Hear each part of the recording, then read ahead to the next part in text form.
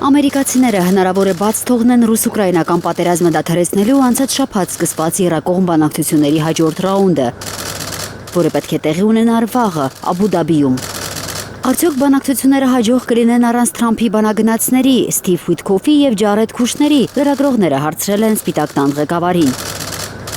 Այո, կարծում եմ այո։ Մենք փորձել ենք հնարավորինս արագ լուծել այդ հարցը, սակայն Զելենսկին ու Պուտինն ատում են իրար եւ դա շատ է բարդացնում իրավիճակը։ Բայց կարծում եմ մենք մոտ ենք կարգավորմանը։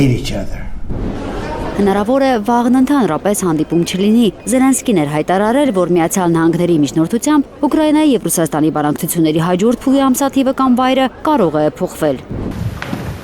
Այսօր Մայամի է մեկնել Պուտինի բանագնաց Կիրիլ Դմիտրիևը հանդիպելու Թրամփի վարչակազմի անդամներին։ Այս մասին Reuters-ին հայտնել է այցի մասին տեղյակ երկու աղբյուր, առանց մանրամասների։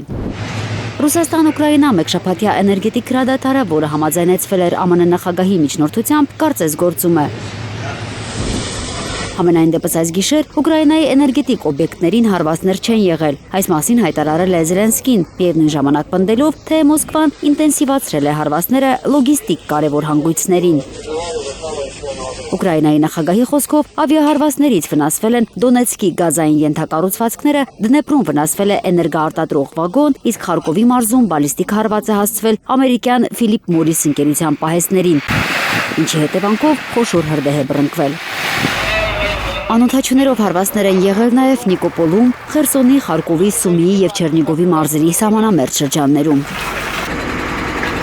Ամերիկյան կողմը խոսել է էներգետիկ ենթակառուցվածքներին մեկ շաբաթ հարվածելուց զերծ մնալու մասին։ Հետ հաշվարկը սկսվել է գիշերը։ Թե ինչպես կզարգանա այս ամենը, մեծապես կախված է մեր գործընկերներից, Միացյալ Նահանգներից։ Ուկրաինան պատրաստ է ցուցաբերել փոխադարձ զսպվածություն, եւ այսօր մենք չհարձակվեցինք ռուսական էներգետիկայի վրա։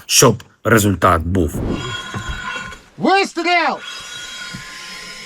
Հրանոթները չեն լռում առաջնագծում, ըստ Ռուսաստանի պաշտպանության նախարարության ռուսական հոպը կառավարվող 4 ավիառումբ եւ 47 գրոհային դրոն է ոչնչացրել Ռուսաստանի տարածքում։ Ռուսական գրոհային ստորաբաժանումները մեկ բնակավայր են իրենց վերահսկողության տակ վերցրել Դոնեցկում, երկուսը Զապորոժիեի մարզում։ Ծովինար Բարխուդարյան, Անի Ղանդիլյան, Հայլուր։ Հայաստանում եւ աշխարհում տեղի ունեցող իրադարձությունների մասին առաջին իմանալու համար բաժանորդագրվեք մեր ալիքին, սեղմեք զանգակը, որ բաց չթողնեք ամենահրատապը, ամենակարևորն ու հետաքրքիրը։